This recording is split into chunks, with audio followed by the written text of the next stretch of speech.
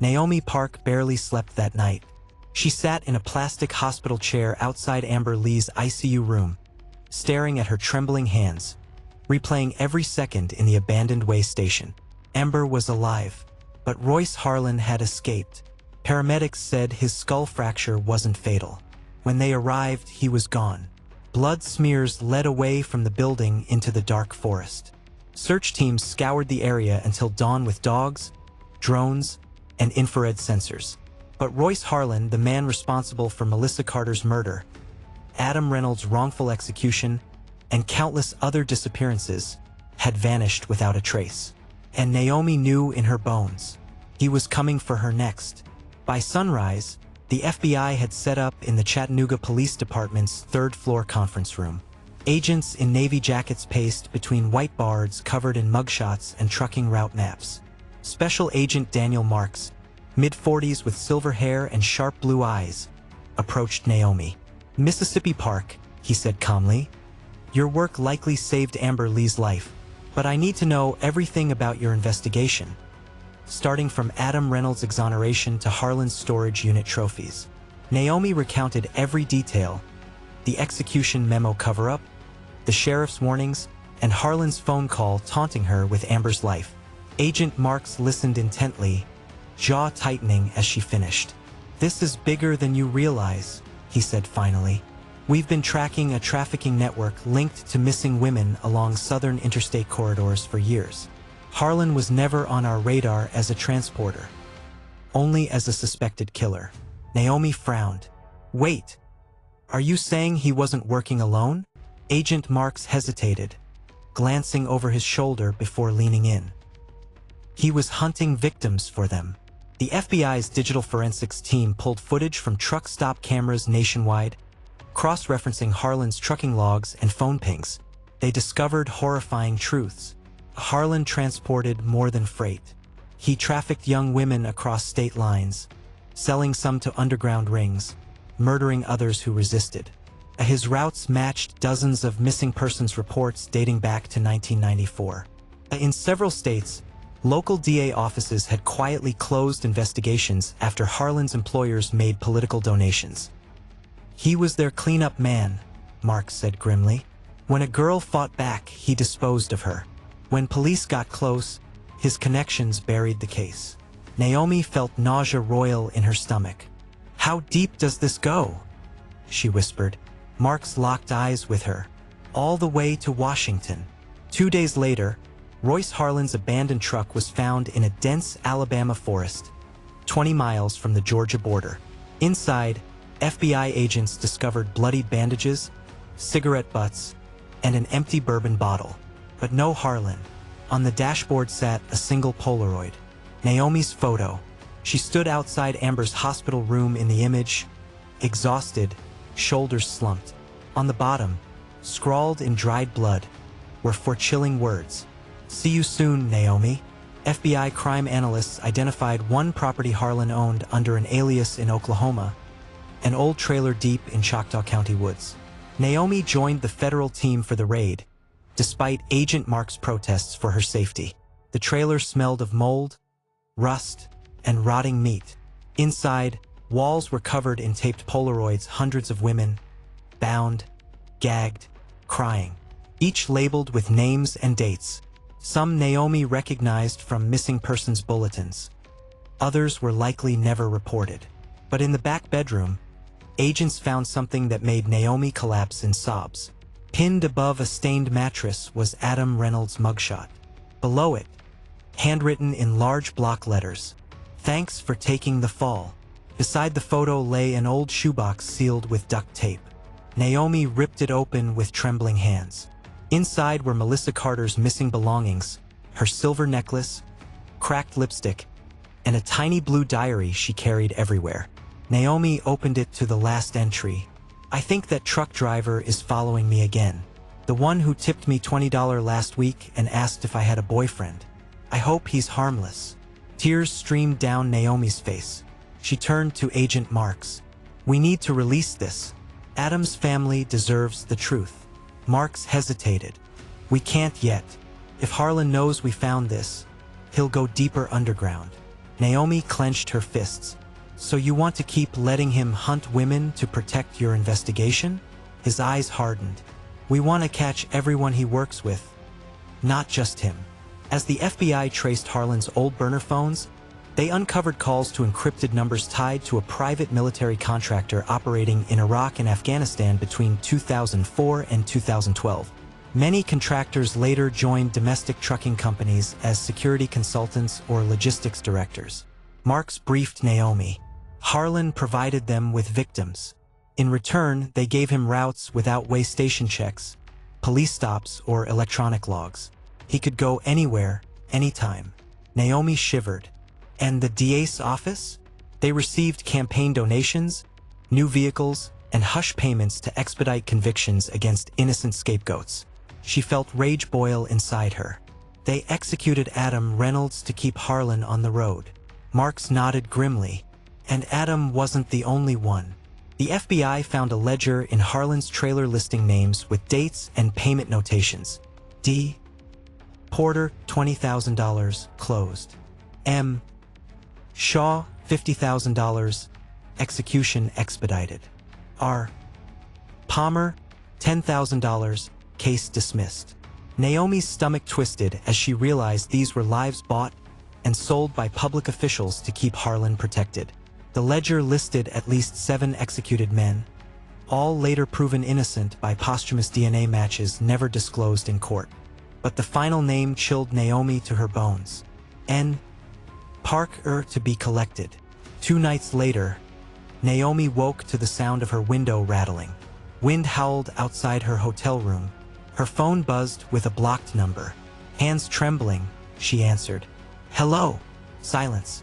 Then Harlan's gurgling, smoker's laugh. You're on my list now, sweetheart. And I never miss my mark. Her blood ran cold. He whispered, check under your pillow. Heart hammering, Naomi reached under her hotel pillow. Her fingers brushed something cold and metallic. She pulled it out slowly, heart screaming in terror. It was a spent bullet casing. She dropped it with a gasp. Her hands shook so violently she almost dropped her phone. You're not safe anywhere, he rasped, then hung up. The next morning, an FBI SWAT team raided a warehouse outside Birmingham, Alabama, owned by one of Harlan's former employers.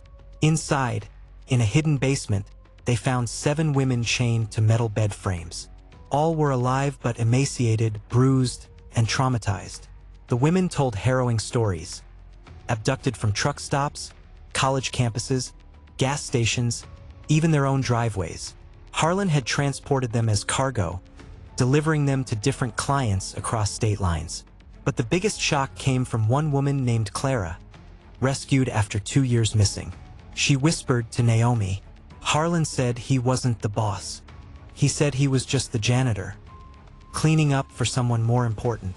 FBI analysts traced payments to Harlan's bank accounts back to a single source, Southern Cross Logistics, a multi-state trucking corporation with federal contracts. Its CEO, Charles Whitfield, was a major political donor in Georgia and Alabama, funding the very DA campaigns that buried wrongful convictions. Naomi stared at his smiling corporate portrait on LinkedIn. Mark said grimly, Whitfield owns half the Southeast's freight routes. If he's involved, we're dealing with $1 billion human trafficking operation protected by political power. Naomi whispered, and he's the one who kept Harlan free. That night, Naomi received an untraceable encrypted email. Subject, end this now. Body, we know where you sleep, where your parents sleep, where your little brother plays soccer every Saturday morning. Stop investigating, or they will die before dawn. Attached was a live photo from her parents' driveway, her father watering his roses, her mother sitting on the porch sipping tea. Naomi's vision darkened. Her pulse thundered in her ears. She forwarded the email to Agent Marks. He called immediately. Naomi, listen to me. You need to go dark. Leave your phone. Leave your car. We'll extract your family and relocate you under federal protection. But Naomi shook her head, tears streaming down her cheeks. I can't run. If I do, they win. They keep hunting. They keep killing. Mark sighed. Then we go public. Tonight. At 11 p.m. that night, Naomi stood under harsh studio lights at an emergency press conference in Atlanta. Cameras flashed as reporters shoved microphones in her face. With tears streaking her cheeks and her voice trembling with fury, she spoke. 20 years ago, Adam Reynolds was executed for a crime he didn't commit. Since then, countless women have been abducted, trafficked, or murdered under the protection of a nationwide cover-up involving trucking corporations, district attorney offices, and private security contractors. Gasps rippled through the press corps. Naomi took a shaky breath. And right now, the man who started it all, Royce Harlan, is hunting me. If anything happens to me, remember this, he is not working alone. If they silence me, don't stop fighting. Expose them. For Adam. For Melissa. For every girl they tried to erase. She stepped back as Agent Marks took the podium, announcing federal arrest warrants against Charles Whitfield and Southern Cross Logistics executives. But Naomi knew the fight was only beginning. Because deep in the Alabama woods, Royce Harlan watched her live on his burner phone, a sick grin twisting his scarred face. He lowered the phone and whispered to himself, voice trembling with excitement. Soon, Naomi. Very soon. Naomi Park hadn't slept in 36 hours. She sat in the back of an unmarked FBI van as it sped down I-65 towards Montgomery, Alabama. Her phone buzzed with news alerts about the Southern Cross Logistics CEO's arrest, the DA indictments, and the human trafficking ring that had operated in plain sight for decades. But none of it mattered right now, because Royce Harlan had taken her little brother. At 3 a.m., Naomi's mother had called, screaming into the phone. He's gone. Royce took him. He smashed the back door. I tried to stop him. He had a gun. Oh God, he is Ryan. Then silence. Naomi's vision went black with rage and terror. Her knees buckled, and Agent Marks had to catch her before she collapsed. Now, as they raced towards the GPS ping from Royce's burner phone, Naomi's mind spiraled with one single thought. I will kill him with my own hands if he hurts Ryan. The van skidded to a stop outside an abandoned cotton mill, its brick walls crumbling under kudzu vines. FBI SWAT agents poured out, rifles raised, flashlights cutting through the misty dawn. Naomi, stay back, Marks ordered, but she pushed past him, taser gripped tight in her shaking hand.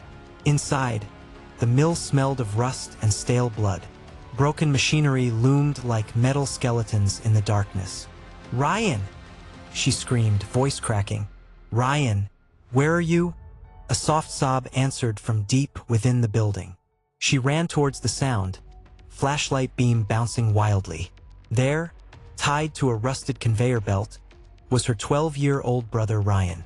His mouth was gagged, eyes wide with terror, tears streaking his freckled cheeks. Naomi dropped to her knees, sobbing as she ripped off the gag. Naomi, he's here. He's here. Ryan choked out between sobs.